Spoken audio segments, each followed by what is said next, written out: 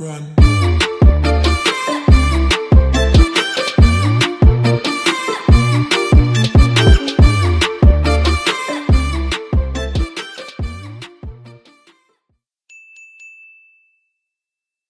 PNFC Studios for this Tuesday edition of the show. Brian McBride, Alejandro Moreno, Sebastian Salazar here in studio. Guys, we are truly spanning the globe today, though. We've got our team of guys who have already made it to Madrid. Gabriel Marcotti, Dan Thomas, and Stuart Robson. Gab's somewhere wandering in the background. Oh, great. There. We will talk plenty about the Champions League in just a little bit, but I think first we should address the virus. What do we make of this? Something or nothing?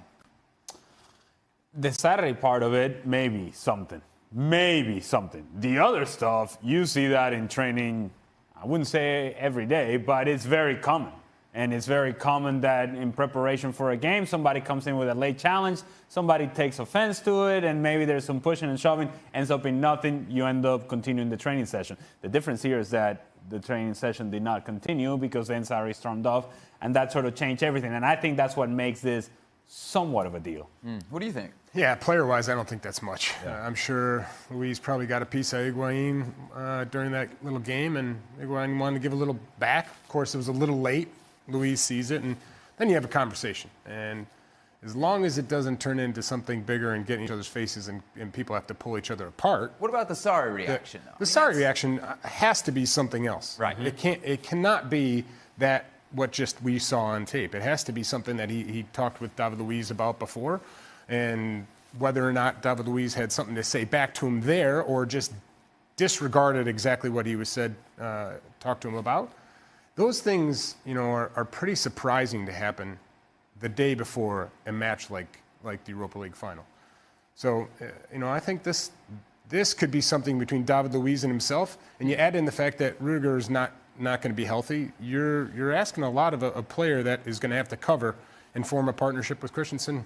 Maybe it's the very tension of the fact that you have a final to play.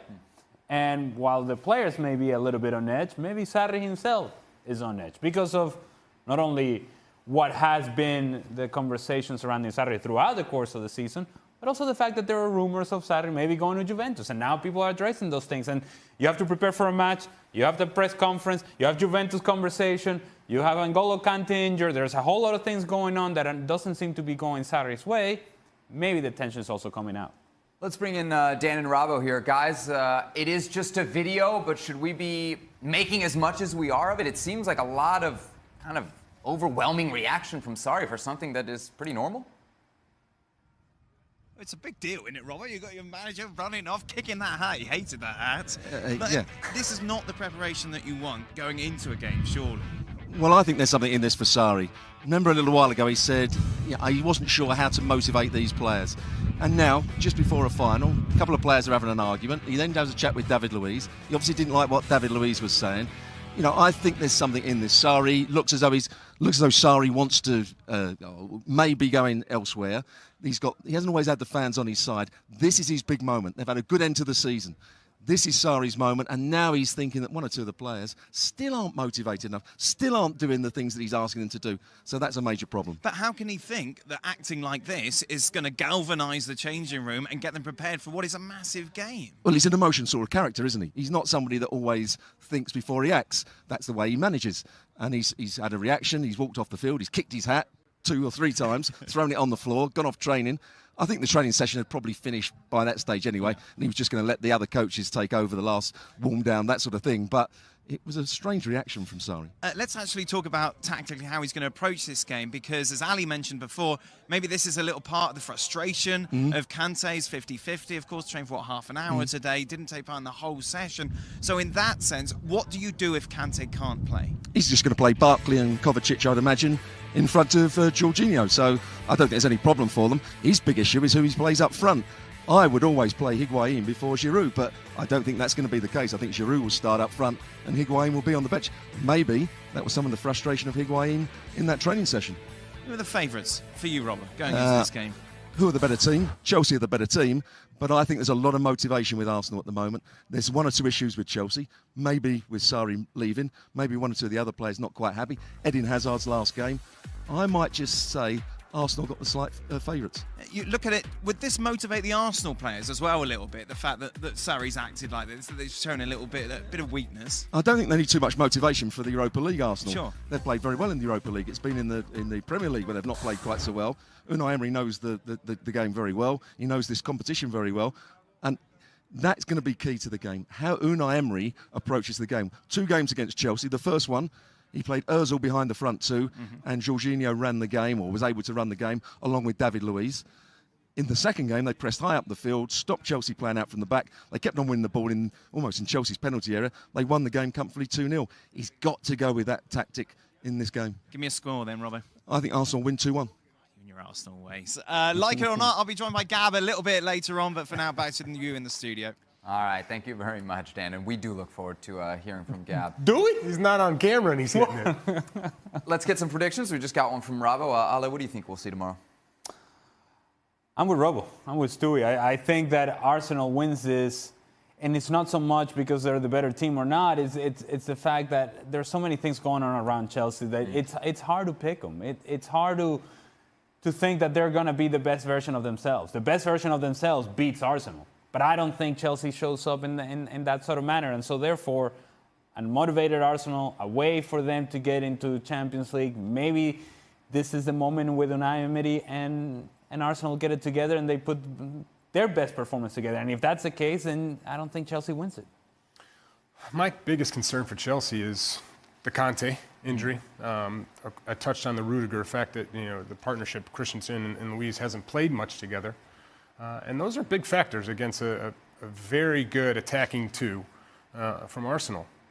The thing that gives me a little bit of hope for Chelsea is on this day, if your center forward can show up, and if as Robbo's saying, Arsenal's pressing, if you can get him to hold the ball, you're going to have so much more space for Eden Hazard to run into and to play through. And that might just benefit Chelsea. So if Conte plays and the center forward for Chelsea, whether it's Higuain or Giroud, show up, start? I think for this, I would start Giroud myself also. Only because Higuain loves the space behind. And for me, if you look at, and we're talking about, again, at Arsenal pressing the ball, right? You need a strong center forward to hold the ball up. And that's not necessarily Higuain's strength. So if center forward Giroud shows up, or if it's Higuain being able to be that out ball and get Eden Hazard on the ball a little bit quicker, I think Chelsea has an opportunity. I think it's a big deal to have the potential absence of N'Golo Kante, and I think we've addressed that. But I think the absence of Ruben Loftus-Cheek also makes a difference for this team. He had become, arguably, their best midfielder, or attacking midfielder, a player that could join in the attack, had a tremendous back end of the season. He gets injured, and now you're going back to Barkley and Kovacic. And as good as they may have been at times, consistently over the course of the year, it hasn't been all that great. Kovacic has been criticized for many a times. Jorginho is going to have to defend out of the midfield. If N'Golo Kante is not there, then who covers that space and who runs that defensive work for them out of the midfield? I just think there are holes here for Chelsea, and there are many excuses for them to lean on. And when you give players excuses, that's difficult. I think Arsenal takes advantage of those. We'll have all the reaction to tomorrow's Europa League final on tomorrow's show. With that, well played to the both of them. We'll talk more broadly about Arsenal's performance in a minute, but 2 very different goals, but I guess you don't care how they go in, as long as you score them when it matters. No, not at all. I mean, this man Lacazette, I think when he came here, there was never any question about his goal-scoring ability. In France, he's done it year after year, but the way he takes his goal, we look at the second touch, there, takes it away from Pedro, and then the stab. Beautiful shot. I mean, the keeper maybe could be called, and I'd be screaming at the keeper there. If that's your near post, it's not ultra high into the top corner. I would have expected more maybe from if I was playing there from my keeper.